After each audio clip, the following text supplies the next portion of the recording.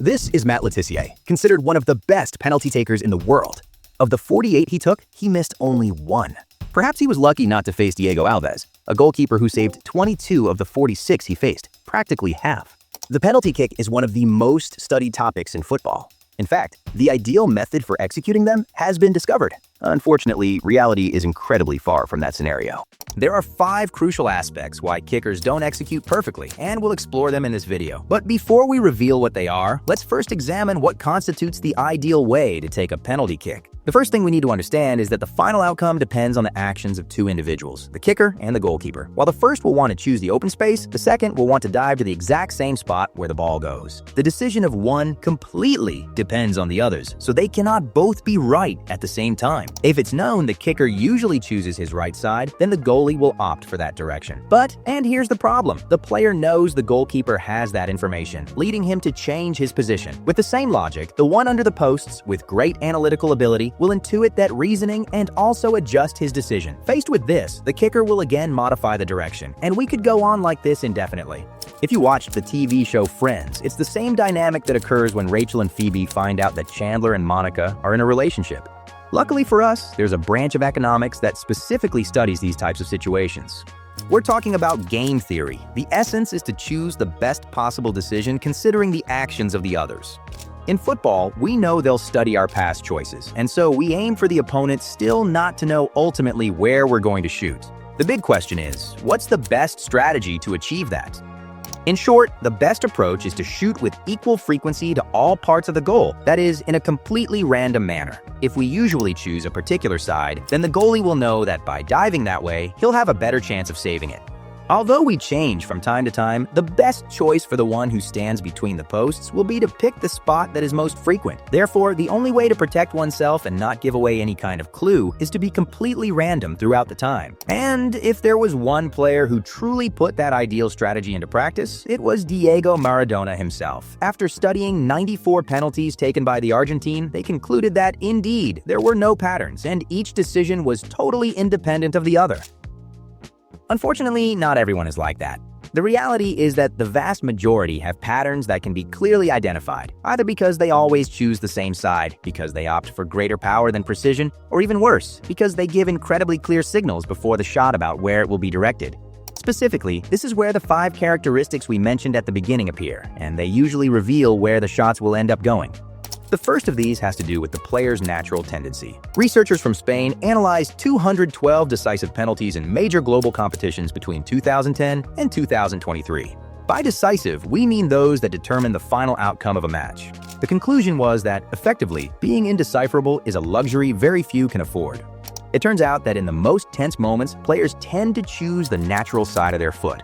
What this means is that both right-footed and left-footed players will tend to cross their shot. If you're interested in the sources behind this video, check the link in the description. Returning to penalties, based on this natural side information, the job for goalkeepers is much simpler. They simply have to choose the opposite side of their dominant leg, and this will considerably increase their chances of making the save. A clear example of this is the Liverpool player Dominik Szoboszlai. As of recording this video, the Hungarian has taken 21 penalties, and only in 3 of them did he not choose to shoot across. Absolutely mad. Even more incredible is that no matter how the goalkeeper guesses the direction, Szoboszlai executes them with such precision that he still manages to score. However, the Hungarian varies the shot height considerably, thus adding a layer of unpredictability that plays to his advantage. In fact, that is precisely our second key characteristic, the height of the shot. Regarding this, another study that analyzed 536 penalties from champions in Europa League between 2015 and 2020 reveals a surprising finding. More than half of the impacts usually go to low zones. The reason is that not all kickers want to do what would give them the greatest chance to score. Yes, just as you heard it. This is because there's another big factor to consider when they make the decision: their image. If the shot ends in a goal, it doesn't matter how it was achieved. That's not a problem. But if it's not converted, it's very different if he himself sent it wide than if the goalkeeper made the save. The first scenario leaves them far more vulnerable than the second. Their main objective then is to not miss that space between the goalposts. After that, all that's left is to pray the keeper chooses the other side. In that sense, high shots are considerably more risky. While out of every 100 ground shots, only 2 are missed. For high shots, the number rises to 13.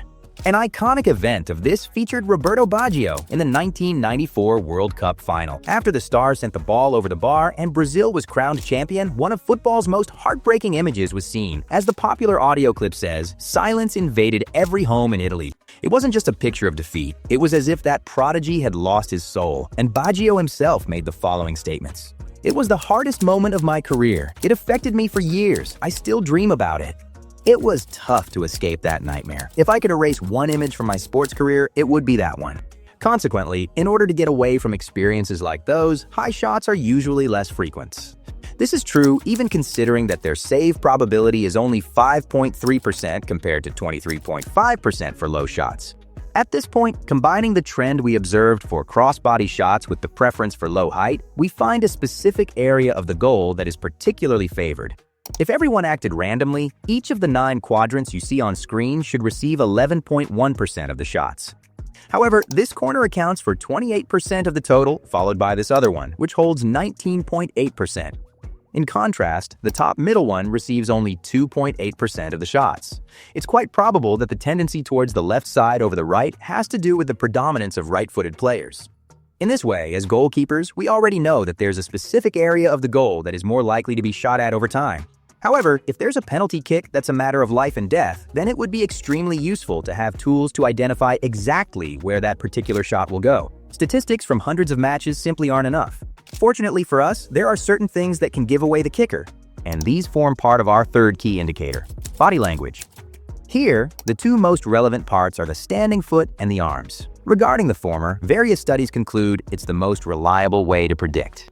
One of them analyzed 142 FIFA and UEFA competition kicks between 2020 and 2024 and discovered the following. 89% of the time, the direction the standing foot pointed matched the ball's final trajectory. That is, if it indicated left, then the ball was kicked in that direction. Absolutely mad. Let's look at some examples in decisive matches. Here, a player's standing foot aims right and the shot then goes that way. While in this other case, the target is the opposite post and the standing foot's angle also points there. With left-footed players, the conclusion is the same.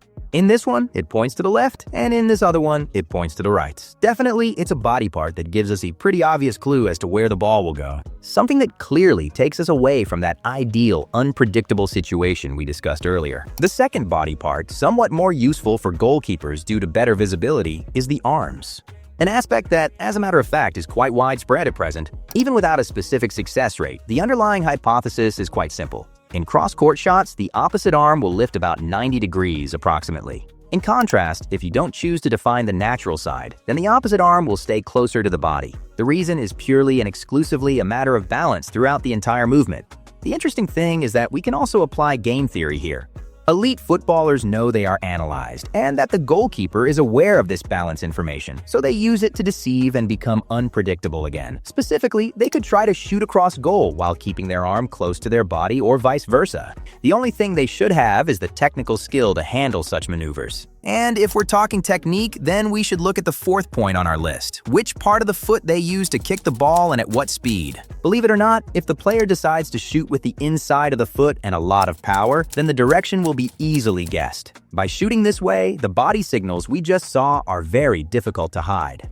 If it's kicked hard with an open arm, it's almost impossible for it not to go across. That's why, as the common saying goes, if we want to blast the goal, then it's very likely that the goalkeeper knows where the ball is going, which doesn't necessarily mean he'll stop it. Therefore, the best way to hide information is to use the instep and/or reduce power. For you to see for yourselves, let's analyze the following photos that were taken by researchers Wilson and Company in Australia.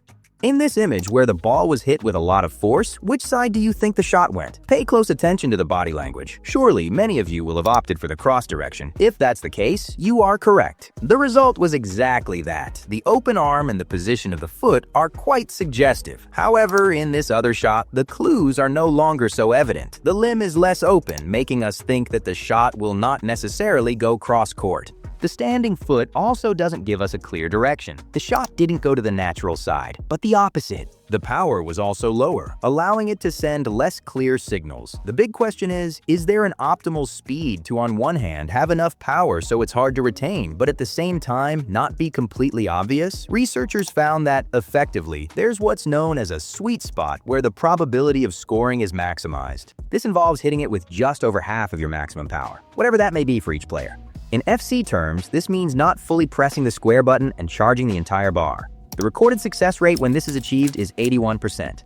So, up to now, we've seen both the components that reveal intentions and the ways to fix them. However, we've overlooked one of the most important aspects of penalty kicks: the psychological battle.